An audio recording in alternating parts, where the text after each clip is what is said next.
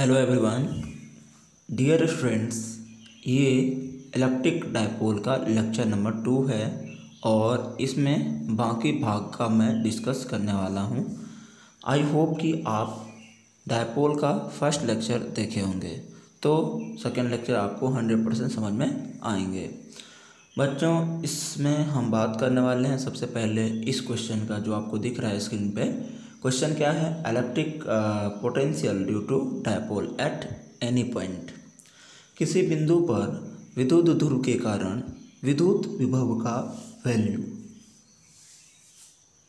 हमारे बीच एक डायपोल है, जैसा कि मैंने बनाया है।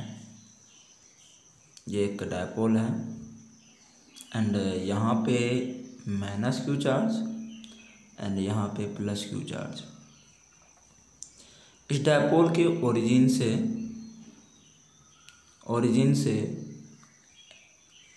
कुछ दूरी r पर मैंने एक पॉइंट n कंसीडर किया। वैसे कोई भी पॉइंट आप कंसीडर कर सकते हो, पर मैंने n कंसीडर किया। डियर स्टूडेंट्स, आप मुझे ये बताओ कि ये जो मैंने डायपोल के केंद्र O से r दूरी पर पॉइंट n लिया, ये किस कंडीशन में, किस सिचुएशन में है? एक्सियल पोजीशन में है, इक्वेटोरियल पोजीशन में है या एनी पॉइंट पे है? तो आपका जवाब होगा ना x में है ना y में है, अर्थात ये एनी पॉइंट पे है, मतलब एनी पोजीशन में है। सो मुझे n पे इलेक्ट्रिक पोटेंशियल की वैल्यू इस डायपोल के कारण फाइंड करना है। तो आप बताओ कि इस माइनस क्यू के कारण यहाँ पे पोटेंशियल होगा n पे। सो डियर स्टूडेंट्स, इसको हमें मिलाना पड़ेगा। ये सेपरेशन हमें मालूम करना पड़ेगा, तब जाके हम पोटेंशियल की वैल्यू n पर निकाल पाएंगे। क्योंकि आपको याद है भी इस माइनस वाला चार्ज के कारण भी होगा k q बाय r। पर मुझे ये जो सेपरेशन है, ये जो दूरी है, ये दूरी मालूम नहीं है। माइनस क्यू से इस n की दूरी मालूम नहीं है। अगर वो मालूम चल जाए तो हम क्या r के जगह पे वो पुट कर देंगे और हमें भी माइनस चार्ज के कारण n पॉइंट पर क्या होगा पोटेंशियल पता चल जाएंगे। सिमिलरली अगर हमें प्लस क्यू से n की दूरी पता चल जाए तो हम प्लस क्यू चार्ज के कारण n पर पोटेंशियल फाइंड आउट आसानी से कर लेंगे। डियर स्टूडेंट्स, आपको पता होगा कि यहाँ पोटेंशियल में ये जो q दिख रहा है, इसको विथ साइन लिखा जाता है। सो आप सभी बच्चे इस चीज़ को केयरफुली समझते चलें। एंड अब देखो, इसका जो है लेंथ ये है l, केंद्र से ये दूरी, एंड ये भी है l। तो क्या थोड़ा सा केयरफुली सोचिए कि मैं इनको यहाँ पे मिला सकता हूँ, इनको यहाँ पे ऐसे करके मिला सकता हूँ। अब आप में से बहुत सारे बच्चे कहेंगे ऐसा क्यों कर रहे हो? ऐसा इसीलिए कर रहा हूँ डियर स्टूडेंट्स कि मुझे तो ये मालूम करना है, ये भुजा प्लस क्यू से n की दूरी मालूम करना है। इसीलिए हम इसको इसमें मिला के, अब अगर ये दूरी पता चल जाए, ये जो आपको दिख रहा है ना, ये वाला सेपरेशन में फिर से बता दूं, ये दूरी अगर आपको पता चल जाए तो आप यहाँ से जो n की दूरी r है उसमें से ये वाला दूरी, मैं जिस पे दोबारा देखो इरेज कर रहा हूँ, ये हाँ, ये दूरी अगर डिक्रीज कर देंगे तो आपको आंसर आ जाएंगे प्लस क्यू से n की सेपरेशन। एंड एक बात ज़रा गौर से सोचिए, अगर मैं इनको थोड़ा सा इंक्रीज करूं और इसको यहाँ पे मिला दें, अगर मुझे ये वाला सेपरेशन पता चल जाए, कौन सा वाला, ध्यान सुनना, ये वाला सेपरेशन पता चल जाए तो हम क्या ये वाला प्राप्त कर लेंगे, क्योंकि ये दूरी हमें मालूम है r। सो r में ये सेपरेशन ऐड कर देंगे तो हमें माइनस क्यू से n के सेपरेशन पता चल जाएंगे। पर ये बड़ी बात ये है कि सपोज करिए यहाँ पे O तो है ही, तो इस बिंदु का नाम रख लीजिए कुछ भी, जैसे x रख दिए एंड इसका नाम रख दिए y। तो सबसे पहले ओ वाई और ओ एक्स हमको निकालना है। तो ये निकलेगा कैसे, थोड़ा गौर सोचिए। क्या ये थीटा है, यानी ओ से ये डायपोल के साथ जो भी आपका एन पॉइंट है वो आर दूरी है, तो आर थीटा एंगल बना रहे होंगे। तो इधर सिमिलरली थीटा होंगे, और इस एल का, ये जो एल है इसका ये कंपोनेंट टूट जाएगा, ओ एक्स में टूटेगा। तो ओ एक्स में टूटेगा L cos theta, L cos theta, and O Y भी वही टूटेगा, ओ वाई भी वही टूटेगा। ये वाला तोड़ दीजिए, तो तोड़ के क्या मिलेगा, L cos theta. So dear students, अगर आपको ये ओ से एक्स दूरी एल कॉस थीटा निकल गया, तो आप आर में से एल कॉस थीटा को अगर डिक्रीज कर देंगे, एल कॉस थीटा को डिक्रीज कर देंगे, तो प्लस क्यू चार्ज से एन की दूरी निकल जाएंगे। सिमिलरली माइनस क्यू चार्ज से एन की सेपरेशन भी आप आसानी से निकाल सकते हैं। आप क्या करेंगे, आर में L plus cos theta add कर देंगे तो आपको वो भी मालूम हो जाएगा। सो आई होप कि आप इस फिगर को 100% समझ गए होंगे। सो प्यारे बच्चे, आपको केयरफुल्ली इन सभी बातों को याद रखना है। पोटेंशियल फाइंड आउट करने के लिए सबसे पहले आपको एनी पॉइंट जो एन लिए या कोई भी बिंदु आप डायपोल के साथ थीटा एंगल पे, डायपोल के केंद्र ओ से आर दूरी पर अर्थात डायपोल के साथ थीटा एंगल पे आप जो पॉइंट एनी पॉइंट एन लेते हो उसकी दूरी प्लस क्यू के कारण उस पर भी पोटेंशियल होगा एंड माइनस क्यू के कारण भी पोटेंशियल होगा। तो प्लस क्यू से एन की दूरी निकालना होगा, माइनस क्यू से एन की दूरी निकालना होगा। तो आपको करना क्या है ना, प्लस क्यू से एन की दूरी कम होता है इसलिए आर में से एल कॉस थीटा को घटा देंगे, एंड माइनस क्यू से एन की दूरी ज़्यादा है इसीलिए आप आर में एल कॉस थीटा को ऐड कर देंगे। अब रही बात एल कॉस थीटा कैसे प्राप्त होता है, तो वो मैंने आपको अभी करके दिखाया था कि सबसे पहले आपको ज्योमेट्री लगाना है। ज्योमेट्री में प्लस क्यू से एन की दूरी कम है इसीलिए ये आर तो थोड़ा ज़्यादा है, तो आप इसको इसमें टच करके ये सिमिलर कर लेंगे और कंपोनेंट तोड़ के थीटा से ये एल कॉस थीटा कर लेंगे। सो आर में से एल कॉस थीटा डिक्रीज कर लेंगे एंड इस ओ से थोड़ा सा इस आर को इंक्रीज करके ये मिला देंगे, तो ये दोनों आपस में बराबर हो जाएंगे। तो ये कंपोनेंट तोड़ लीजिए एल कॉस थीटा इधर, तो ये बारे वाला भुजा आपको पता चले जाएंगे। चलिए, तो आप आई होप आप समझ गए होंगे, वही फिगर को मैंने यहाँ पे बनाया है, आई होप आप समझ रहे होंगे। सो डियर स्टूडेंट्स, इस पॉइंट का मैंने सी रखा नाम एंड इस पॉइंट का नाम जो भी है पर मैंने क्यू ही रखा है, जो मान होता है आप मान सकते हो। सो अब केयरफुली बातों को सुनिएगा। है क्या, हमने सब कुछ लिख दिया है कि आर वेक्टर, ये जो है ना आर वेक्टर पोजीशन वेक्टर है ऑफ पॉइंट एन के लिए। पॉइंट एन के लिए कौन सा वेक्टर है, position vector with respect to O के रिस्पेक्ट में आर जो है ना वो पोजीशन वेक्टर है। सेंटर ऑफ डायपोल उसको ओ को कहते हैं and theta angle between R vector and P vector. What is P, P is a electric dipole moment. ये डियर स्टूडेंट्स, इसका इलेक्ट्रिक डायपोल मोमेंट के साथ आर जो है कितना एंगल बना रहे हैं, पोजीशन वेक्टर थीटा एंगल बना रहे हैं। सो पी इक्वल टू आपको पता है मोड ऑफ 2QL भी नेट ऑन एन पे मुझे निकालना है भी नेट। तो क्या V1 प्लस V2 कर सकते हैं। V1 प्लस V2 का मतलब ये हुआ कि V प्लस वाला प्लस V माइनस वाला, यानी कि हमने 1 और 2 मान लिया। 1 और 2 का मतलब ये हुआ कि VA प्लस VB भी आप कर सकते हैं।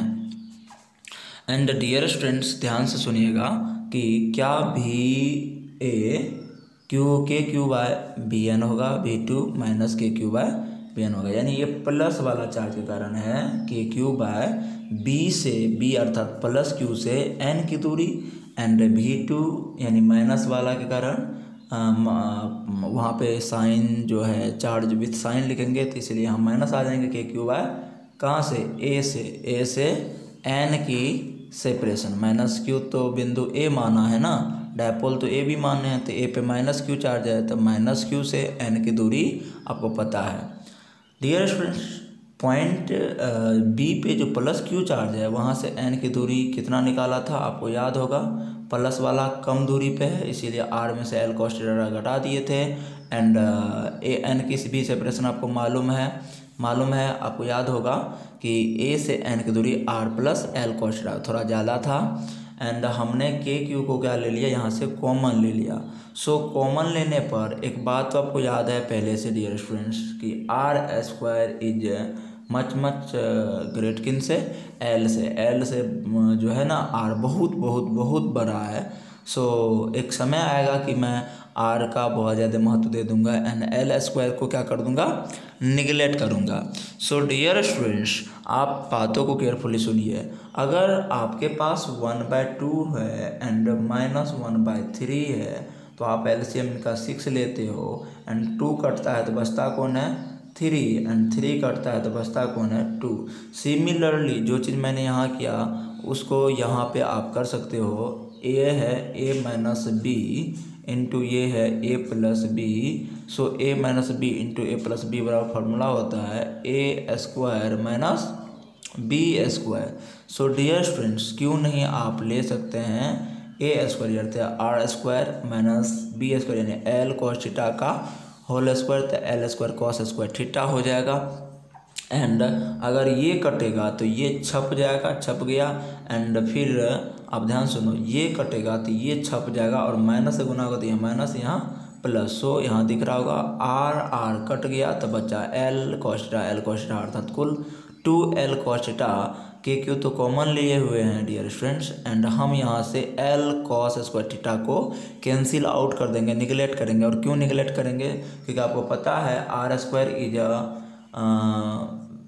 इज मच ग्रेटर देन किन से, मच ग्रेट किन से, एल स्क्वायर से आर स्क्वायर काफ़ी बड़ा है, इसीलिए हम एल स्क्वायर टेंस टू क्या कर देंगे, जीरो नहीं but L square tends to 0 हम ऐसा सपोज करेंगे, ऐसा हम मान रहे हैं कि बहुत छोटा है, इसीलिए हम उनको क्या करेंगे, यहाँ से निगलेक्ट करेंगे जो मैंने यहाँ पे लिखा है।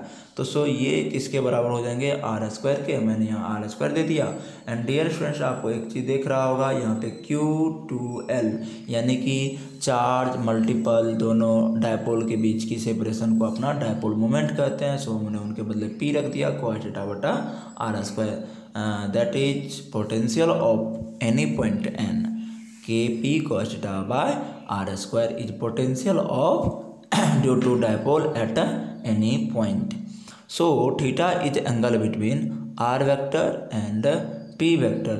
यहाँ पे थीटा जो है r वेक्टर और p वेक्टर के बीच का एंगल है।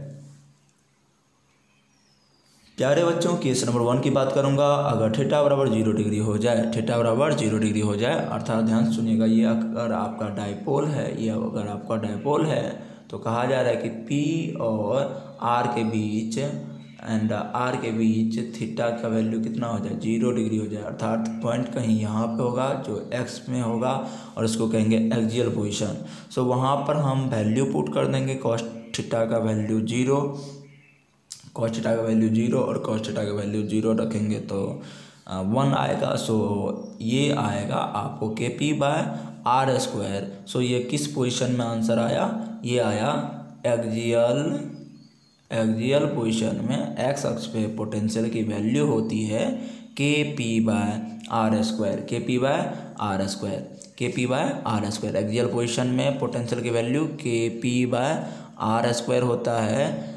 एंड इसी को हम कहते हैं एक्सियल पोजीशन, यानी कि अक्षीय स्थिति में पोटेंशियल आया Kp by R square. So dear students, यहाँ पे एक्सियल पोजीशन में जो पोटेंशियल आया वो आर का क्या है, आर स्क्वायर का उल्टा समानुपाती। एंड केस नंबर 2 की बात करते हैं। अगर एक्सियल पोजीशन के बाद दूसरा पोजीशन की बात करो तो वो है इक्वेटोरियल पोजीशन, यानी कि P वेक्टर के साथ हमारा R वेक्टर कितना डिग्री पे हो, 90 डिग्री पर, और 90 डिग्री पे हो तो उसे कहते हैं निरक्षीय स्थिति में पॉइंट आपका एन है या जो भी पॉइंट लेना चाहते हैं वहाँ पर आपको डायपोल मोमेंट, वहाँ पर आपको पोटेंशियल की वैल्यू फाइंड करना है। सो अगर थीटा की वैल्यू 90 डिग्री है, अगर आर वेक्टर और पी वेक्टर के बीच 90 डिग्री है तो हम कहेंगे कि हम कह सकते हैं कि ये इक्वेटोरियल पोजीशन में है। तो पोटेंशियल क्या होंगे, तो cos 90 की वैल्यू 0 होता है। सो आप पुट कर दीजिए तो ब्रॉड साइन ऑन पोजीशन कितना आ जाएंगे, आपको 0 आ जाएंगे। एंड भी एक तीसरा केस भी हम सोच सकते हैं, मैंने यहाँ पे 0 कर दिया है, आप देख रहे होंगे डियर स्टूडेंट्स, बी एन यानी कि एन पे potential broad side on position यानी कि इक्वेटोरियल पोजीशन में जो है कितना आता है, डायपोल के कारण electric potential due to dipole at equatorial position 0 आता है। ऐसा क्यों, क्योंकि थीटा की वैल्यू 90 होता है और 90 का मान cos 90 का मान 0 होता है, तो पूरा का पूरा आंसर 0 हो जाएंगे, जो हमने आपको प्रूफ भी करके दिखाया था ऑनलाइन क्लास में, है ना dear students.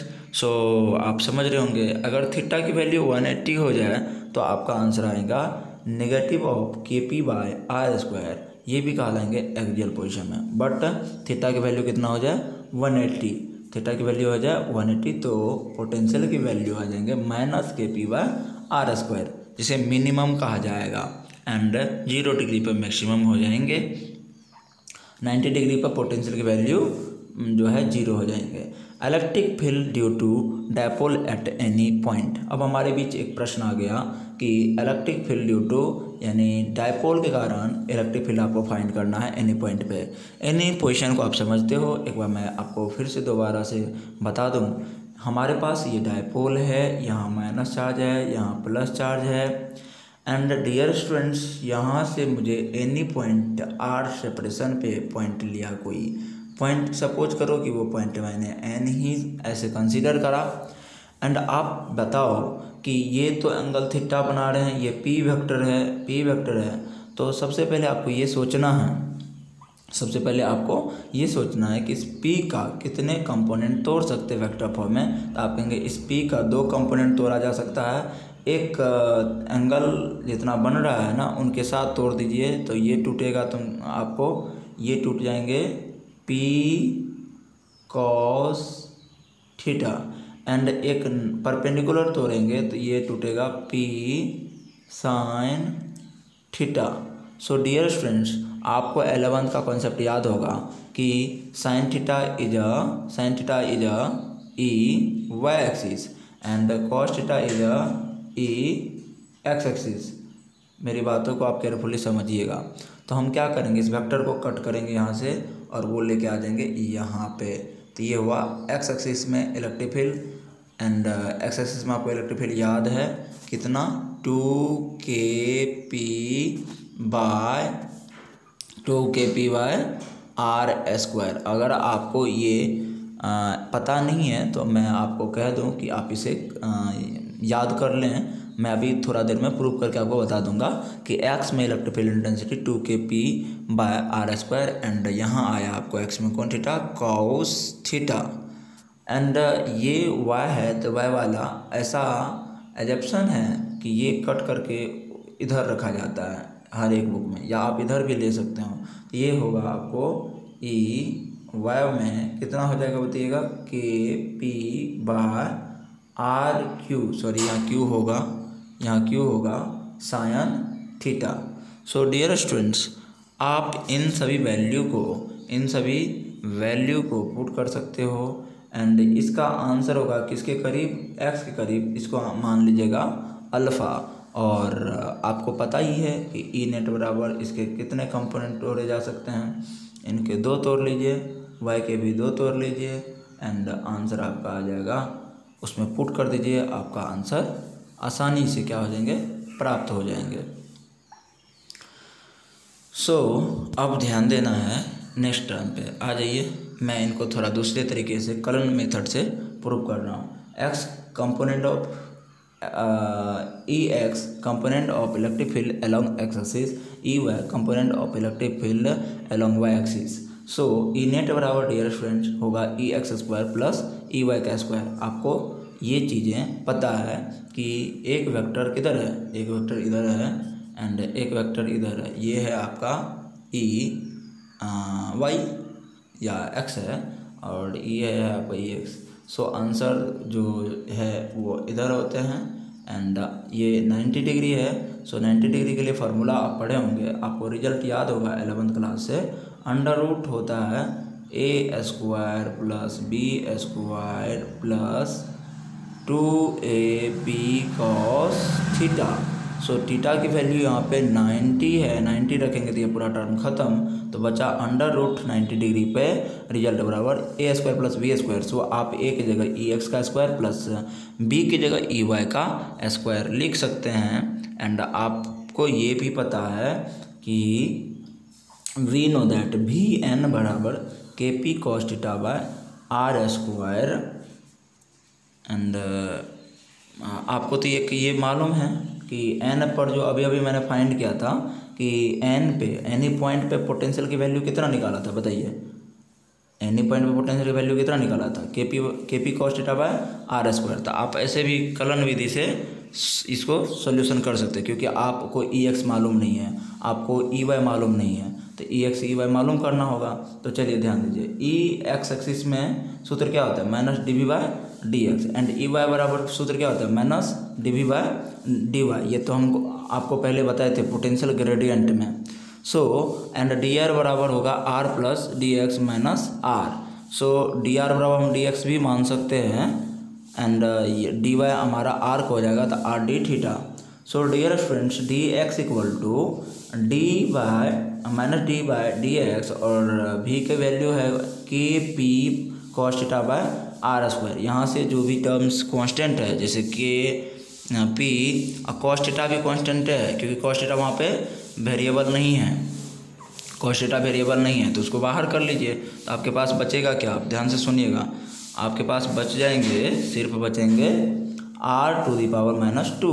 And R to the power minus two का जब भी आप डिफरेंशिएशन निकालेंगे, डिफरेंशिएशन, तो पावर में कितना, पावर माइनस टू को बैक करिए और माइनस टू जब बैक होगा तो माइनस माइनस हो जाएंगे आपको प्लस। देखो इस माइनस टू को बैक करेंगे तो क्या हो जाएगा प्लस, एंड उसमें क्या करेंगे माइनस वन का हटा देंगे तो वो हो जाएगा minus three. R to the power minus two का डिफरेंशिएशन हो जाएंगे minus two R to the power minus three, and इसको प्लस करेंगे तो ये हो जाएगा minus two by R cube. So आपको यहाँ पे दिख रहा होगा 2 by R cube, minus minus हो गया प्लस। सो ई एक्स में पोटेंशियल जो हमने अभी बताया था आपको वो आएगा 2 K P cos theta by R cube. And Y axis में जब इसका डिफरेंशिएशन करेंगे तो यहाँ पे R D theta, and theta यहाँ करेगा चेंज होगा, थीटा यहाँ पे कांस्टेंट नहीं है, वाई एक्सिस में थीटा कांस्टेंट नहीं है, वो जो कॉस थीटा है वो वेरिएबल है। सो उसका डिफरेंशिएशन करेंगे तो माइनस साइन थीटा होगा और आपका आएगा वाई एक्सिस में K P sine theta by R cube. तो ये दोनों मालूम आपको पता चल गया। अब आप इनको यहाँ पे आके पुट कर दो, तो आप यहाँ पे आके पुट करेंगे तो क्या हो जाएगा, ध्यान सुनिएगा। ई एक्स का मान कितना था, ई एक्स का मान था 2 K P cos theta by R का क्यूब, इनका स्क्वायर, प्लस फिर अंडर रूट में था K P sine theta by R cube, उनका था स्क्वायर। सो आपको कॉमन मिल जाएंगे वहाँ से K P by R square, K P by R square आपको कॉमन मिला, and under root 4 cos square theta plus sine square theta. 4 cos square theta को आप लिख सकते हो 3 cos square theta plus cos square theta plus sine square theta, and ये मिलके हो जाएंगे आपको 1, और आपका आंसर आएगा एट एनी पॉइंट पे electric field intensity K P by R cube under root 3 cos square theta plus 1। And dear students, हमको E proportion 1 by R cube आ गया। डायरेक्शन अगर की बात की जाए तो डायरेक्शन बराबर सूत्र होता है 11 से आप पढ़े हैं कि tan अल्फा ले आएगा, tan alpha by E Y by E X होता है, यानी कि पी बाय बी होगा, पी का मान था K P sine theta by R Q, and base के सूत्र है 2kp cos theta by R Q. So K P cancel हो गया एंड आर क्यू कैंसिल हो गया, साइन बट्टा कॉस टैन हो गया, तो tan alpha equal to 1/2 tan theta. So alpha equal to math में IT पढ़े होंगे, उस आधार पे आप लिख सकते हो 1/2 tan inverse tan theta, that is direction of any point electric field intensity. And electric dipole के कारण एनी पॉइंट पे इलेक्ट्रिक फील्ड इंटेंसिटी की वैल्यू आ गया कितना, याद हो गया आपको, आया KP/RQ √3 cos square theta plus 1 and direction alpha equal to tan inverse tan 1/2 tan inverse tan theta आ गया डायरेक्शन। इक्वेटोरियल पोजीशन पे यानी थीटा की वैल्यू 90 रख दीजिए तो आपको आ जाएंगे इक्वेटोरियल पोजीशन पे इलेक्ट्रिक फील्ड इंटेंसिटी KP/RQ, वहीं पे पुट करेंगे तो आएगा। एंड टैन अल्फा 90 रखेंगे तो इन्फिनिटी, यानी कि डायरेक्शन इन्फिनिट की ओर, direction along to minus X axis आ जाएंगे। सो एक्सियल पॉइंट पर जो अगर हम निकालने चले इलेक्ट्रिक फील्ड इंटेंसिटी तो थीटा बराबर 0 और 180 रख सकते हैं, और थीटा बराबर 0 180 का वैल्यू आता है 0 एंड आप जब यहाँ पे पुट करेंगे तो आपको आ जाएंगे2kp/RQ। सो डियर स्टूडेंट्स, आपको ये सारा का सारा टर्म्स पता चल गया होगा। अब हमारे बीच एक क्वेश्चन है कि डायपोल के कारण अक्षीय तथा निरक्षीय स्थिति में इलेक्ट्रिक पोटेंशियल का व्यंजक। पुनः वही क्वेश्चन है कि एक डायपोल है, उस डायपोल के कारण एक्स अक्ष में तथा वाई अक्ष में आप पॉइंट कंसीडर करो P एंड आप जो है क्या निकालो, पोटेंशियल की वैल्यू। सो डियर स्टूडेंट्स, ये बिहार बोर्ड के लिए काफ़ी इंपॉर्टेंट है और वही क्वेश्चन है, मैं दोबारा आपको बता रहा हूँ, आपको याद भी है कि अगर एक्स अक्ष में पोटेंशियल निकाली जाए तो वो आएगा KP/RQ एंड वाई एक्सिस में निकाला जाए तो वो पोटेंशियल वैल्यू आएंगे 0, जो कि मैंने प्रीवियस जो भी पोटेंशियल एनी पॉइंट पे निकाला था वहाँ थीटा बराबर 0 एंड थीटा बराबर 90 रख के पोटेंशियल फाइंड किया था एक्सियल और इक्वेटोरियल पे। तो वही चीज़ें अगर एग्जाम में 5 मार्क में आपसे पूछी जाए तो आप कैसे बनाएंगे, देखिए ध्यान से। सपोज करो कि ये है आपका डायपोल, ये है आपका डायपोल, डायपोल का नाम मैंने AB रखा, A पे -Q, B पे +Q एंड ये लेंथ O से A की लेंथ L, O से B की लेंथ L एंड ये है केंद्र O, इसकी डायपोल मोमेंट है माइनस से प्लस की ओर, माइनस से प्लस की ओर। डियर स्टूडेंट्स, इस B से क्या, हम इसके केंद्र से R दूरी पर पॉइंट P कंसीडर किया, इस पॉइंट पर मुझे निकालना है पोटेंशियल, और जहाँ भी पोटेंशियल चाहिए वहाँ आपको टेस्ट चार्ज की जो है टेस्ट चार्ज कंसीडर कर लेते हैं, और टेस्ट चार्ज आप कर भी सकते हैं कंसीडर और नहीं भी कर सकते हैं। तो आप ध्यान से सुनो, इनकी भी +Q की मैग्नीट्यूड एंड -Q की मैग्नीट्यूड सेम है। +Q से P की दूरी कम है जबकि -Q से P की दूरी ज़्यादा है। तो जो दूरी कम है वो भी आपको पहले निकालना है, जो दूरी -Q से P की ज़्यादा है वो भी आपको दूरी निकालना है। अगर ये दोनों दूरी निकल जाए तो +Q चार्ज अर्थात +Q चार्ज के कारण P पे पोटेंशियल एंड -Q के कारण P पे पोटेंशियल आप फाइंड कर सकते हो, और दोनों को आप अलजेब्रिक मेथड से ऐड करके भी नेट डायपोल कारण P पे निकाल सकते हो। सो सबसे पहले तो आपको यहाँ से सेपरेशन निकालना है। सो डियर स्टूडेंट्स, ये दूरी अगर R है तो B से P की दूरी क्या होंगे, तो आप कहेंगे ये छोटा दूरी है। सो ये पूरा दूरी R अगर है तो R में से ये जो दूरी है इसको माइनस कर देंगे तो R - L हो जाएंगे, जबकि -Q से जो P की दूरी है डियर स्टूडेंट्स, उसमें ये दूरी इतना दूरी तो आपको R है एंड ये दूरी L है। सो R + L करेंगे। सो आप आई होप कि आपके पहले ये जो है ना सेपरेशन मालूम चल गया होगा। चलिए हम बात करें, मैंने कुछ यहाँ पे भाषा लिखा है, जैसे कि लिखा माना डायपोल के केंद्र O से R दूरी पर बिंदु P लिया जहाँ पर हमें पोटेंशियल ज्ञात करनी है, अतः +Q से P की विभव क्या होंगे KQ/R - L। देखो बीच की दूरी कितनी, R - L एंड -Q से जो पोटेंशियल है वो होगा -KQ/R + L। अब कहेंगे आप माइनस कैसे आ गया, तो डियर स्टूडेंट्स आपको हमने क्या बताया था कि सूत्र होता है पोटेंशियल बराबर KQ/R, जहाँ KQ/R होता है जहाँ पे जो वो Q है ना चार्ज विथ साइन लिखा जाता है, तो ये चार्ज A पॉइंट पर जो है वो चार्ज -Q है, इसीलिए हम वहाँ पे -Q लिखेंगे। अब आपको एक चीज़ दिख रहा होगा यहाँ पे थोड़ा सा मिस किया हुआ है, थोड़ा सा क्या मिस है, ध्यान से सुनिएगा, थोड़ा सा मिस है। माइनस क्यू के कारण पी पे पोटेंशियल, तो माइनस क्यू के कारण पी पे पोटेंशियल, तो यहाँ पे ए न होगा डियर फ्रेंड्स, यहाँ तो ए न होगा। एंड प्लस क्यू के कारण पी पे पोटेंशियल, तो यहाँ तो बी न होगा। तो मिस्टेक तो है ही, देखिए मिस्टेक नहीं है। अब इस चीज़ को सुधार करो। प्लस क्यू के कारण पी पे पोटेंशियल तो क्या होगा, भी बी न होगा। प्लस क्यू के कारण तो भी बी न होगा, क्योंकि प्लस क्यू बी पे है। एंड माइनस क्यू के कारण तो बी ए होगा। सो यहाँ पर डियर फ्रेंड्स होगा minus K Q by R plus L. थोड़ा सा मिस है, आप सही कर लो।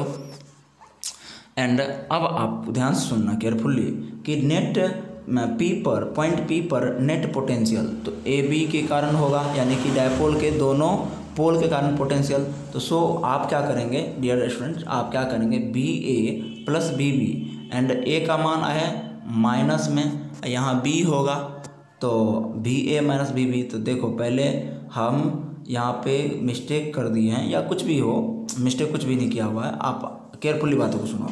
आप प्लस वाला को पहले लिख दो, आप प्लस वाला को पहले लिख दो, K Q by R minus L. And होता है सूत्र से प्लस, बट ये माइनस जो है ना उसको माइनस कर देंगे। समझ रहे मेरी बात को। पहले हम प्लस वाला लिखें, पहले हम ये बी ए का ही मान यहाँ पे रख दिए। बी ए का मान कितना, बी ए का नहीं, ये है बी ए, तो बी ए का मान ये और बी बी का मान ये, तो हम पहले बी बी का मान रख दिए K Q by R minus L. And बाद में बी ए का मान रख रहे हैं minus K Q by R plus L, जबकि सूत्र से प्लस होता है और इसका साइन माइनस करने यहाँ प्लस माइनस माइनस हो गया। आई होप आप हमारी बातों को समझ रहे होंगे, क्योंकि हम पहले प्लस वाला को लिखें, बाद में माइनस वाला को लिखें। अब आप बताइए, यहाँ पे ये सूत्र है ए माइनस बी इंटू ये है A plus B, A minus B into A minus B. तो सूत्र क्या होता है, A plus B into A minus B बराबर A plus B into A minus B बराबर सूत्र पढ़ाए थे आपको A square minus B square, ये आपको याद है। तो हम इनको लिखेंगे R square minus L square. अब ये बताइए कि अगर ये चीज़ लिख दी जाए, ये चीज़ लिख दी जाए, ध्यान से सुनिएगा, ये चीज़ लिख दी जाए तो यहाँ के क्यू जो कॉमन लिए यहाँ पे हमको हो जाएगा, ध्यान सुनिएगा, R square minus L square. So ये कटेगा तो बचेगा क्या, आर प्लस एल इंटू ये कटेगा तो बचेगा क्या, minus R plus L. So R R हो जाएंगे कैंसिल और हमारे पास बचेगा एल जोड़ एल 12। थोड़ा यहाँ पे बहुत ही फास्ट में जो है, जो भी बच्चे इनको किया है वो कर लिया है, तो इसीलिए आप इनको थोड़ा ड्राइव कर लोगे, हमने बता दिया है। एंड आपके बीच बच गया Q2L, और Q2L को आप बोलते हो P, Q2L को बोलते हो 2QL को P बोलते हो, किसी एक चार्ज और दोनों चार्ज के बीच की दूरी। हम पाए 4 pi epsilon naught into R square. So यही हुआ KP by R square. So dear students, आपको ये पोटेंशियल की जो वैल्यू है ये समझ में आया होगा एक्सियल पोजीशन में। एंड इक्वेटोरियल पोजीशन में ध्यान से देखो तो इनको डायरेक्ट जीरो ही होंगे। क्यों, क्योंकि ये प्लस क्यू है और ये माइनस क्यू है, दोनों के मैग्नीट्यूड क्या है, आपस में इक्वल है। और बी से जितनी पी की दूरी है ए से भी वही दूरी है, तो प्लस वाला क्यू के कारण यहाँ पे प्लस में पोटेंशियल, माइनस वाला के कारण माइनस में पोटेंशियल, दोनों पोटेंशियल वैल्यू सेम होंगे, दोनों मिलके क्या हो जाएंगे, जीरो हो जाएंगे। तो इस पोटेंशियल को हम एक बार फाइंड कर देते हैं। आप ध्यान सुनिए, सबसे बड़ी बात यहाँ पे डियर स्टूडेंट्स ये है कि आपको ये पता होना चाहिए कि माइनस क्यू के कारण पी पे कितना पोटेंशियल होगा, माइनस क्यू के कारण पी पे पोटेंशियल कितना होगा, प्लस क्यू के कारण पी पे पोटेंशियल क्या होगा। तो सबसे पहले पी प्लस क्यू के से पी की दूरी भी तो आपको पता चलना चाहिए, क्योंकि आपको भी बराबर ये चीज़ तो याद है शुरू से, के क्यू बाय आर। सबसे बड़ी बात है ना कि आपको आर पता करना है। तो आर कैसे पता करोगे, आर कैसे पता करोगे, तो ये आर आप पता कर लोगे ज्योमेट्री से, क्योंकि ये सेपरेशन एल आर है, ये सेपरेशन एल है, तो ये आसानी से निकाला जा सकता है। अंडर रूट कर्ण बराबर लंब स्क्वायर प्लस आधार स्क्वायर, तो ये भी होगा अंडर रूट लंब स्क्वायर प्लस लंब square plus Aadhaar square. So I hope आप इन बातों को समझ गए होंगे। एंड डायरेक्ट इसका फार्मूला जो है भी नेट ऑन पी, पी पे भी नेट होगा भी प्लस वाला का प्लस भी माइनस वाला का। तो भी प्लस वाला कितना आया dear student, K Q by under root R square plus L square. और फार्मूला से तो प्लस होता है, जबकि इस माइनस वाला जो क्यू चार्ज है, माइनस वाला जो क्यू चार्ज है इसके कारण पोटेंशियल माइनस में हो जाएंगे और प्लस माइनस यहाँ पे क्या हो जाएगा, प्लस माइनस माइनस हो जाएंगे।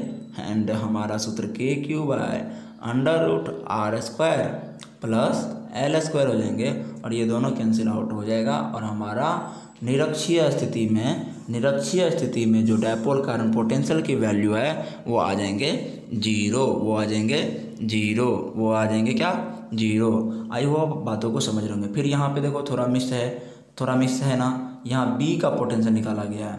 देखो ध्यान से, प्लस है, ये प्लस में अगर है तो बी का पोटेंशियल है एंड माइनस के कारण, तो माइनस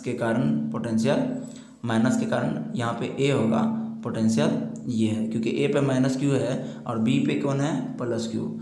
सो थोड़ा मिस तो है, इनको आप अपना देख लीजिए। एंड आ जाइए नेक्स्ट पॉइंट पे। अब पॉइंट पी पर डायपोल कारण नेट पोटेंशियल तो निकाला हुआ है, आप देख ही रहे होंगे कि ये आंसर है। एंड अब हम चलेंगे आपको लेकर के नेक्स्ट क्वेश्चन पे कि डायपोल कारण एक्सियल तथा इक्वेटोरियल पोजीशन में इलेक्ट्रिक फील्ड इंटेंसिटी का व्यंजक। फिर वही क्वेश्चन जो कि मैंने एनी पॉइंट पे निकाला था, आपको याद होगा। आप सभी बच्चे को याद है कि डायपोल के एक्सियल पोजीशन में जो हमारा इलेक्ट्रिक फील्ड इंटेंसिटी निकला था, कितना निकला था, केस नंबर 1 में आया था 2kp/r⁵ एंड डायरेक्शन की अगर बात हो तो आया था आई गैप, जबकि वाई एक्सिस में हमें आया था इलेक्ट्रिक फील्ड इंटेंसिटी की वैल्यू kp/r⁵। अगर डायरेक्शन की बात हो तो आया था माइनस आई गैप, अर्थात माइनस वाई एक्स एक्सिस में वाई पर electric field intensity. Equatorial position में electric field intensity kp/r⁵ dipole कारण एंड अक्षीय स्थिति यानी कि एक्सियल पोजीशन में इलेक्ट्रिक फील्ड इंटेंसिटी की वैल्यू आती है 2kp/r⁵ और डायरेक्शन होता है एक्स अक्ष में। सो डियर स्टूडेंट्स, हम वही चीज़ को दोबारा यहाँ पे प्रूव करेंगे, आप ध्यान से देखते रहिए क्या हो रहा है यहाँ पे।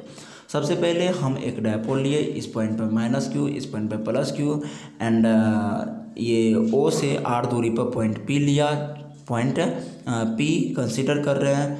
एंड आपको सबसे पहले पता करना है कि इस केंद्र, इस प्लस से ये दूरी कितनी है, क्योंकि आपको पता है इलेक्ट्रिक फील्ड बराबर kq/r² होता है, तो r की वैल्यू पता करेंगे।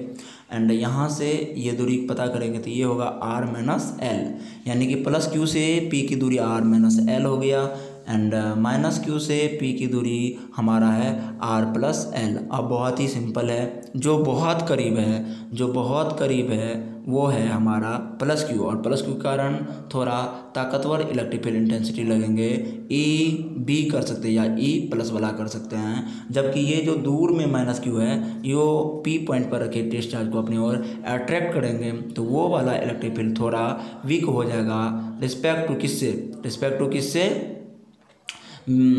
टू बी वाला से, यानी कि प्लस क्यू से कम माइनस क्यू वाला का इलेक्ट्रिक फील्ड होगा।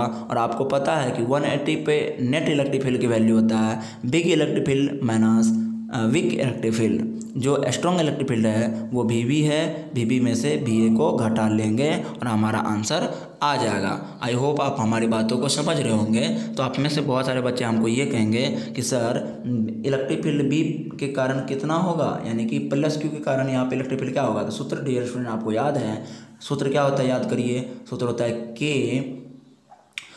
है के क्यू का मान बताइए, तो क्यू का मान है क्यू एंड बीच की दूरी r - l का होल स्क्वायर। एंड अगर इस पे वेक्टर लगाऊं तो डायरेक्शन बता दो, मुझे डायरेक्शन बताओ, तो आप कहेंगे आई कैप। एंड अगर मैं ये तो प्लस क्यू के कारण लिखा है एंड माइनस क्यू यानी कि ए के कारण बोलोगे तो के क्यू बाय बीच का दूरी r², r क्या है, r + l का स्क्वायर। और डायरेक्शन की अगर मैं बात करूँ तो माइनस आई कैप हो जाएंगे। एंड दोनों को आप क्या कर लोगे, ऐड कर लोगे, ऐड कर लोगे। तो चलो हम दोनों को क्या कर लें, ऐड कर लें। तो ऐड करेंगे तो माइनस कारण वहाँ माइनस आ जाएंगे। एंड यहाँ पे आप ध्यान से देखिए, ए पॉइंट बी के कारण पोटेंशियल प्लस में एंड इलेक्ट्रिक फील्ड प्लस में आया था, यही था ना। एंड ये है और यहाँ माइनस आया था, कैप हट गया एंड के क्यू हमें कॉमन मिल जाएंगे। के क्यू कॉमन मिलता है तो हमारे बीच बच गया 1/r-l का स्क्वायर माइनस 1/r+l का स्क्वायर। अब ध्यान से केयरफुली एक बात को आप समझिएगा, मैं यहाँ पे आपको बता रहा हूँ, ध्यान सुनिएगा।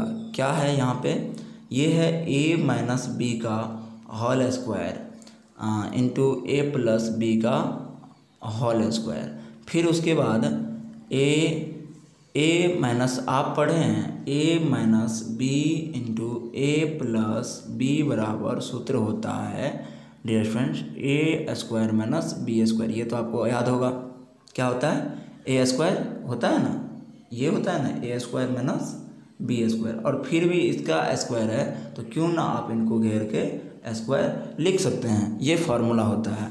सो इस फार्मूला पे हम इनको पुट कर देंगे और पुट जैसे ही करेंगे तो हमें आएंगे r² माइनस l² का होल स्क्वायर। अब देखो ये कटेगा तो ये बचेगा एंड फिर ये कटेगा तो ये बचेगा। सो मैंने इनको कट किया तो r+l² लिख दिया, r+l का होल स्क्वायर कर दिया, माइनस फिर ये कट गया तो हमें बचा r-l का whole square and I cap तो है ही। सो डियर फ्रेंड्स केयरफुली देखना, a+b का होल स्क्वायर पुट कर दो एंड a-b का होल स्क्वायर पुट कर दो एंड माइनस सब में गुना कर दो तो आपको r²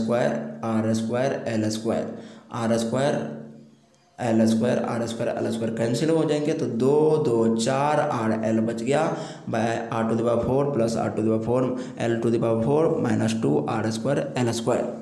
अब यहाँ से केयरफुली बातों को आप समझिएगा, हम करेंगे क्या, यहाँ पे इनको कैंसिल आउट करेंगे।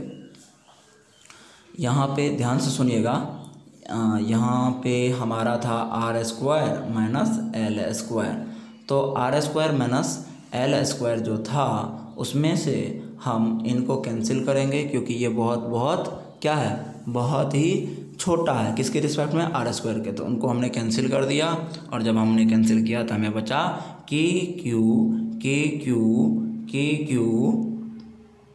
4rl/r⁴। सो एक r यहाँ से कैंसिल हो जाएंगे एंड यहाँ पे आपको दिख रहा होगा हम 4l को लिख सकते हैं 2 × 2l एंड 2l ये एक q ये बन जाएंगे हमारा p, तो देखिए 2l q मिलके बना p एंड हमारा आंसर आया कितना 2kp/rq और ये डायरेक्शन आई कैप में दे रहा है। सो डियर फ्रेंड्स ये है electric field intensity at axial position due to electric dipole. Electric dipole के कारण एक्सियल पोजीशन में इलेक्ट्रिक फील्ड इंटेंसिटी निकल के आया 2kp/rq। एंड अब चलिए हम इक्वेटोरियल पोजीशन पे निकालने चले। इक्वेटोरियल पोजीशन पे electric field intensity due to dipole आता है kp/rq करके दिखाते हैं, आप ध्यान से देखिए। इलेक्ट्रिक डायपोल के कारण निरक्षीय स्थिति में इलेक्ट्रिक फील्ड इंटेंसिटी की वैल्यू, डियर स्टूडेंट सबसे बड़ी बात यह है ना कि यहाँ +q है, यहाँ -q है। +q यहाँ पे पॉइंट P कंसिडर किया तो +q किधर लगाएंगे, फोर्स P पे इधर की ओर एंड -q किधर लगाएंगे, इधर की ओर, पर आंसर किधर हो जाएंगे, इधर की ओर। अब देखो ध्यान से, ये प्लस वाला q है एंड ये प्लस वाला माइनस वाला इलेक्ट्रिक फील्ड है, दोनों का कंपोनेंट तोड़ लीजिए। आप कहेंगे कंपोनेंट, हाँ कंपोनेंट आपको तोड़ना होगा क्योंकि ये थीटा है तो ये भी थीटा होंगे, ये थीटा है तो ये भी आपका थीटा होंगे एंड इसका कंपोनेंट क्या सब टूटेगा, एक टूटेगा परपेंडिकुलर, एक टूटेगा बेस में। परपेंडिकुलर ये टूटेगा E+ साइन थीटा, या फिर आप उस बिंदु का अगर नाम B दिए तो EB साइन थीटा भी लिख सकते हैं। और आपको ध्यानपूर्वक एक बात समझ में रखना है कि जितना इलेक्ट्रिक फील्ड +q के कारण होगा P पे उतना ही -q के कारण होगा। ऐसा क्यों, क्योंकि +q और -q के मैग्नीट्यूड सेम है एंड +q से जो P की सेपरेशन है वही सेपरेशन -q से P की है, इसीलिए दोनों का इलेक्ट्रिक फील्ड आपस में क्या हो जाएंगे, इक्वल होंगे। एंड -q का इधर +q का इलेक्ट्रिक फील्ड क्या होंगे, इलेक्ट्रिक फील्ड होंगे एक्स में E+ cos theta. And dear friends ये वाला जो नेगेटिव ऑफ इलेक्ट्रिक फील्ड है उनका भी दो कंपोनेंट टूटेंगे, एक टूटेगा E माइनस वाला cos थीटा, और क्या ये दोनों मैग्नीट्यूड आपस में क्या है, इक्वल है, तो ये दोनों जोड़ के हो जाएंगे, इधर हो जाएगा फिर आपको E minus sine theta and आपको ये दोनों आपस में कट जाएगा, इसीलिए कटेंगे दोनों मैग्नीट्यूड में आपस में इक्वल है। पर डायरेक्शन में अपोजिट है वो कैंसिल हो जाएंगे। बट ये 0 डिग्री पे है, 0 डिग्री पे इसको जोड़ लीजिएगा तो आंसर आपको ये दोनों मिलके देंगे। आंसर कितना देंगे, ध्यान से सुनिएगा, आंसर क्या देंगे, दोनों जुट के हो जाएगा 2e cos थीटा। आप कहेंगे ऐसा क्यों, तो ध्यान से सुनिए, ई ए का जो मैग्नीट्यूड है वो ई बी के मैग्नीट्यूड के इक्वल है, इसीलिए ऐसा हमने लिखा। अब ध्यान सुनो, ई नेट तो आ गया, ई नेट कितना आया, ध्यान सुनो, ई नेट आया 2e cos theta. So dear students, मैं पुट कर रहा हूँ 2e का मान के क्यू बाय बोलिएगा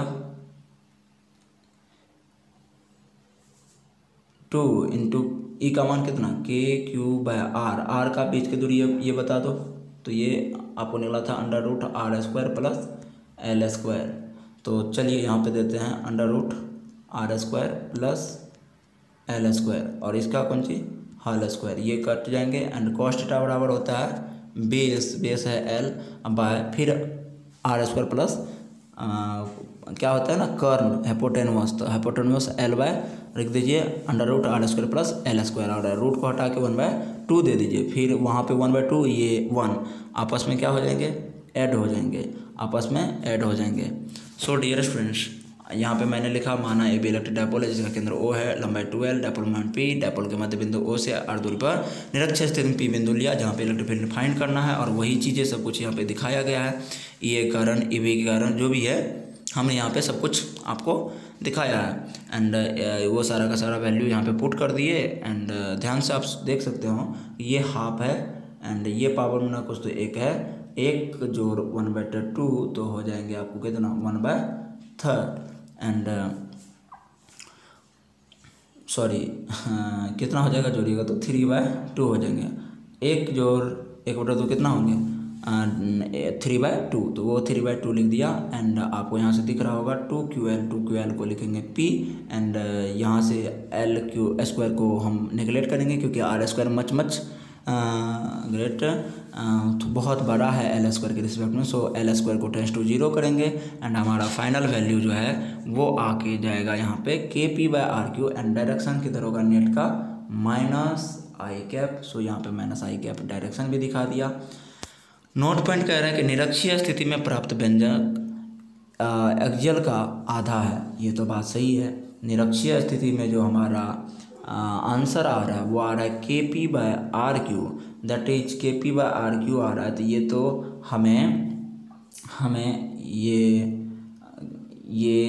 x के रिस्पेक्ट में क्या है y x के रिस्पेक्ट में आधा है, यानी y पर जो इलेक्ट्रिक फील्ड है वो x का आधा है, y पर जो हमें निरक्षीय स्थिति में जो व्यंजक है वो x का क्या है, x का आधा है, जबकि x पर जो इलेक्ट्रिक फील्ड इंटेंसिटी है डायपोल कारण y का 2 टाइम्स है, y का 2 टाइम्स है। एंड आपसे अगर स्केलर फॉर्म में ex रेशियो ey पूछ लिया जाए तो आप आसानी से 2:1 लगेंगे क्योंकि ex बाई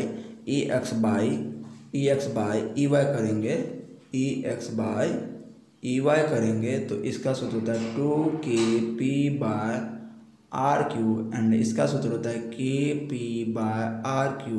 सो ये कैंसिल हो जाएंगे तो आंसर आएंगे ex अनुपात ex ey इक्वल टू 2:1 और ये काफ़ी इंपॉर्टेंट है आपके बोर्ड एग्जाम के लिए।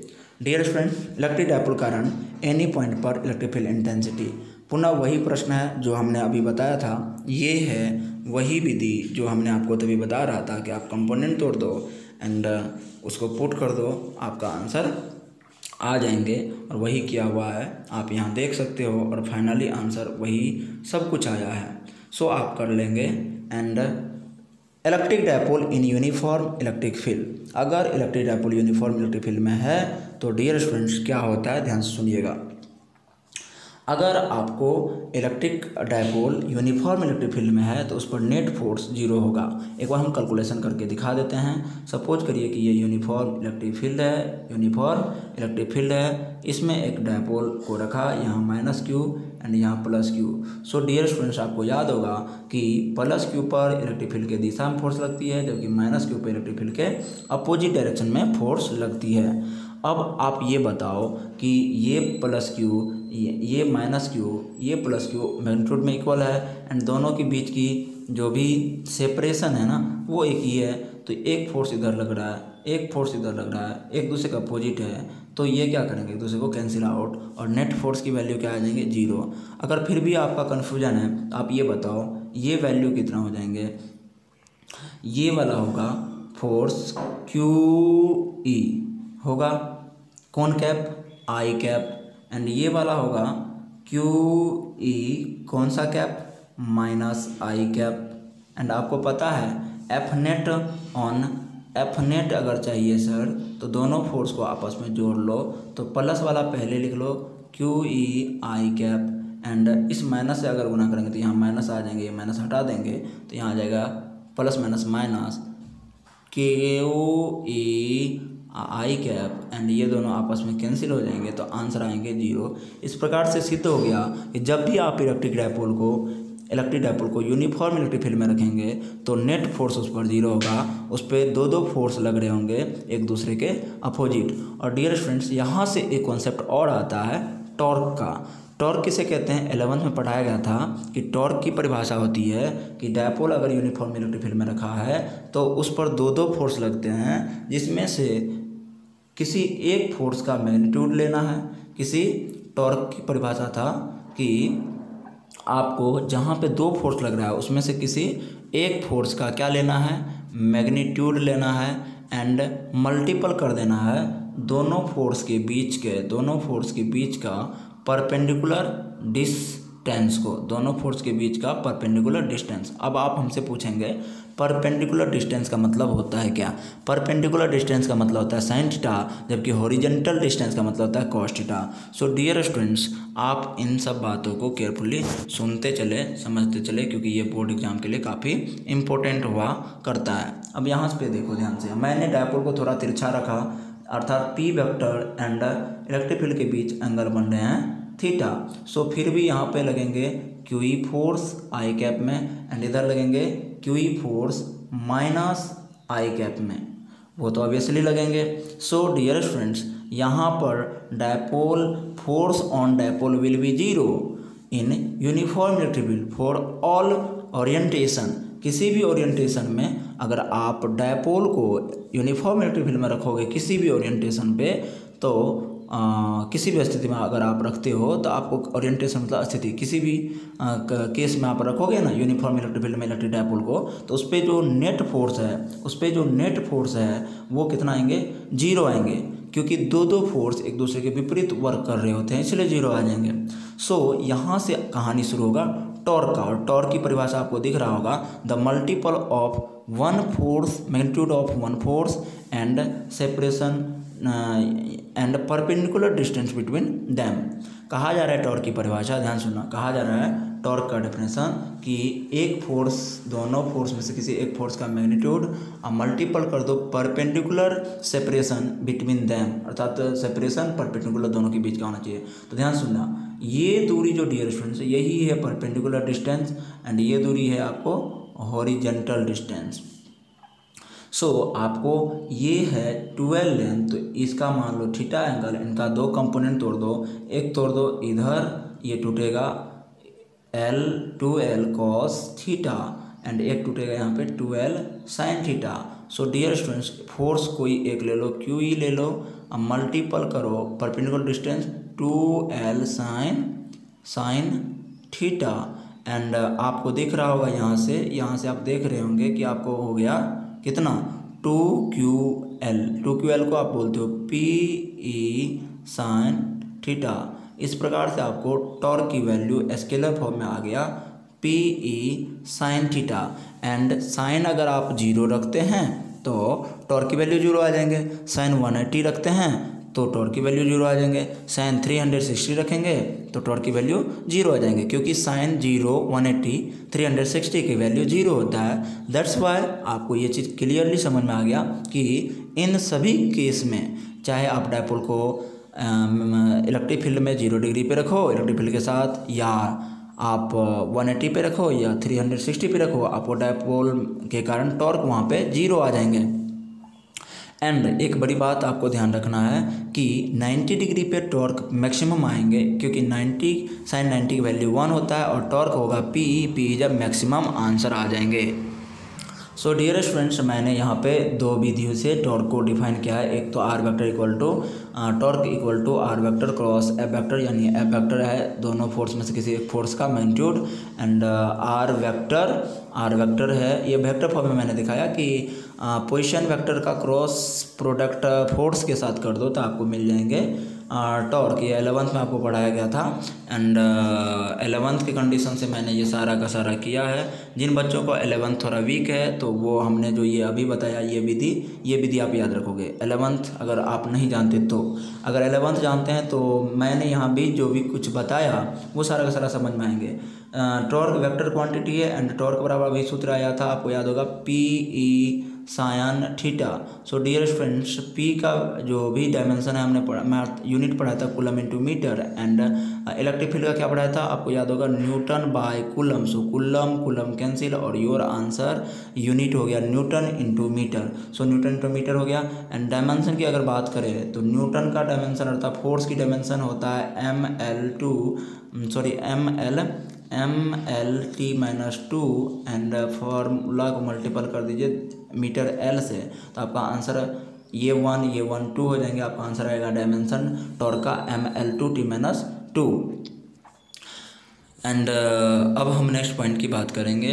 यहाँ पे torque on electric dipole in uniform electric field. So हमने टॉर्क यहाँ पे निकाला, ये 11th की कॉन्सेप्ट से निकाला है। आपको 11th अगर वीक है तो मैं फिर बोल दूं कि आप 11th के आधार पर ना निकाल के ये सेकेंड मेथड से आप निकालोगे। सेकेंड मेथड से जो अभी मैंने बताया टॉर्क बराबर आप साइन को हटाओगे तो होगा P vector cross E vector, और आपको वेक्टर में बताया था कि टाउ बराबर P vector cross E vector को कभी भी आप E vector cross P vector नहीं लिख सकते हैं, क्योंकि वहाँ से होता है डायरेक्शन आपने चेंज कर दिया। एंड टॉर्क की वैल्यू P से E करोगे तो आएगा इनवर्ट डायरेक्शन में। एंड यहाँ से आप ध्यान से देखो, मैंने वही कंडीशन सब कुछ दिखाया है। एक मिस यहाँ पे हुआ है, जो यहाँ पे मैक्सिमम लिखा है यहाँ 0 होगा, क्योंकि 180 पे भी टाउ कितना हो जाएंगे 0 हो जाएंगे।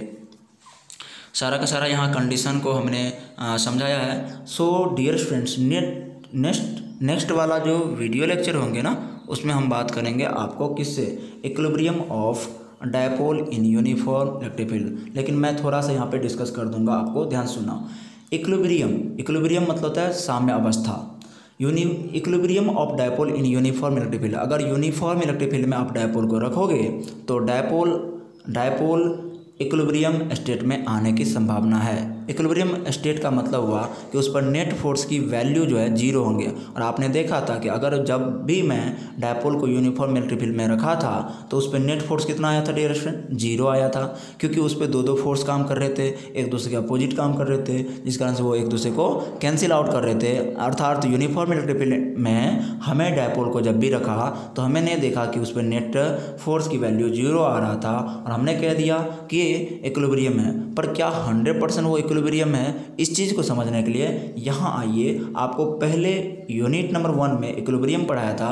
वहाँ इक्विलिब्रियम 3 प्रकार के थे, स्टेबल, अनस्टेबल, न्यूट्रल।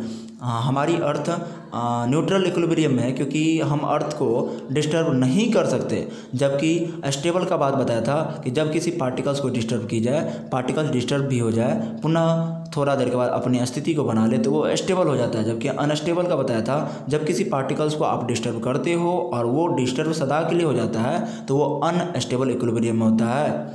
ये सारा बात आप समझ गए। इक्विलिब्रियम मतलब पूरे उस सिस्टम पर नेट फोर्स 0 होंगे, या उनमें से किसी एक पार्टिकल्स पर नेट फोर्स का वैल्यू 0 होगा।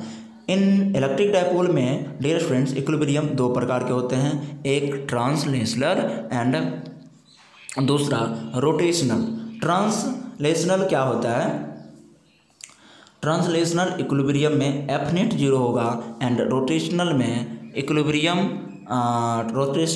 में टॉर्क 0 होगा। क्योंकि अभी आपने देखा था कि टॉर्क भी 0 हो रहा था, 0 डिग्री, 180 डिग्री एंड 360 डिग्री पे टॉर्क की वैल्यू क्या आ रहा था, 0 आ रहा था। जब कभी भी आप इलेक्ट्रिक फील्ड में, यूनिफॉर्म इलेक्ट्रिक फील्ड में 0 डिग्री पे, 180 डिग्री पे एंड 360 डिग्री पे किसको रखोगे, डायपोल को रखोगे, तो टॉर्क की वैल्यू क्या आ जाएंगे, 0 आएंगे। किसमें? यूनिफॉर्म इलेक्ट्रिक फील्ड में। एंड नेट फोर्स भी क्या आएंगे, 0 आएंगे। सो डियर स्टूडेंट, मैंने यहाँ पे वही सब बातों को लिखा, आप ध्यान से सुनिएगा।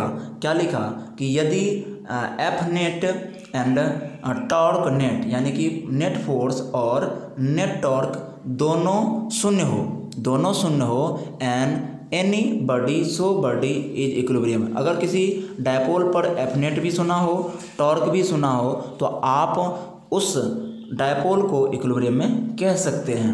Dipole will be always in translational equilibrium for all orientation in uniform electric field. अगर electric field uniform electric field में कोई डायपोल है तो वो हर एक कंडीशन में उनका जो भी इक्विलिब्रियम की स्टेट है वो आएंगे, किसी भी ओरिएंटेशन में ट्रांसलेशनल इक्विलिब्रियम आ जाएंगे। So dear student, dipole will be in rotational equilibrium for theta बराबर 0 डिग्री एंड थीटा बराबर 180 डिग्री। थीटा बराबर 0 और 180 पे आपको रोटेशनल इक्विलिब्रियम मिलेंगे सबकी। हमारे पास एक और है कि dipole will be in equilibrium for 0 degree and 180 degree. 0 degree and 180 degree only if it place in uniform electric field. 0 और 180 पे हम डायपोल को इक्विलिब्रियम में कह सकते हैं एंड वो हर एक कंडीशन को मैंने यहाँ फिगर में दिखाया है डियर फ्रेंड्स। यहाँ देखो, मैंने डायपोल को 0 डिग्री पर रखा। 0 डिग्री अर्थात P और E के बीच 0 डिग्री कौन बन रहा है एंड थीटा बराबर 0। सो ये स्टेबल इक्विलिब्रियम है। अब स्टेबल इक्विलिब्रियम की परिभाषा मैंने अभी आपको बताया था कि अगर आप इसको थोड़ा सा भी डिस्टर्ब करोगे तो ये डिस्टर्ब जरूर होगा, किंतु अपने जो इनिशियली ओरिएंटेशन है उसको ये नहीं छोड़ने वाला, यानी कि इस पर रीस्टोरिंग फोर्स कार्य करेंगे और ये अपनी अवस्था को पुनः ग्रहण करेंगे, जिस कारण से आप इस डायपोल को 0 डिग्री पे अगर P और E के बीच 0 डिग्री कोण बन रहा है तो आप डिस्टर्ब अगर करते हो डायपोल को तो वो डायपोल अपनी पुनः स्थिति को बना सकती है, और जब आप पुनः अपनी स्थिति को बना लेंगे तो उसको कहेंगे आप स्टेबल फॉर्म में है, स्टेबल इक्विलिब्रियम है। जबकि अगर मैं थीटा बराबर 180 पे रखूँ तो कहा जाएगा कि ये स्टेबल में है, बट स्टेबल का कौन स्टेट है, स्टेबल का इक्विलिब्रियम है, पर ये इक्विलिब्रियम का कौन स्टेट है, स्टेबल के अनस्टेबल। तो थोड़ा भी इनको अगर आप डिस्टर्ब कर देंगे तो ये पुनः अपनी अवस्था में नहीं आएंगे, इसीलिए इसको आप कहेंगे अनस्टेबल इक्विलिब्रियम। आई होप आप इन सारा टर्म्स को समझ गए होंगे। Work done during rotation of dipole in uniform electric field. तो डियर फ्रेंड्स, ये लेक्चर थोड़ा 1 घंटा से अबव का बनने जा रहा है, तो यहीं पे मैं इनको स्टॉप करूंगा, क्योंकि ज़्यादा वीडियो लेक्चर बड़ा हो जाता है तो उसे अपलोड करने में भी काफ़ी सारी कठिनाइयाँ आ जाती है। तो आई होप अगर अभी तक आप इस चैनल को सब्सक्राइब नहीं किए हो तो डियर फ्रेंड्स, अगर आपको अच्छा लग रहा है तो आप इन्हें सब्सक्राइब करें, अपने फ्रेंड्स के बीच भेजें, क्योंकि इस कोरोना काल में कम से कम तो आप इन्हें भी पढ़ के अपना 50% भी गेन कर सकते हो नॉलेज को, क्योंकि आप सबको पता है कि जितना अच्छा पढ़ाई ऑफलाइन संभव है, ऑनलाइन इम्पॉसिबल है। ऑनलाइन आज तक ना लोग इतना बड़ा सक्सेस इम्पॉसिबल है, क्योंकि जो चीज़ ऑफलाइन में मिल पाता है वो ऑनलाइन आज तक ना हुआ है ना होता है, ये हर एक व्यक्ति मानते हैं, क्योंकि ऑफलाइन आपको पूछने का मौका मिलता है, ऑफलाइन में आप डीपीपी सॉल्व करते हैं, आप नज़र के आगे होते हो।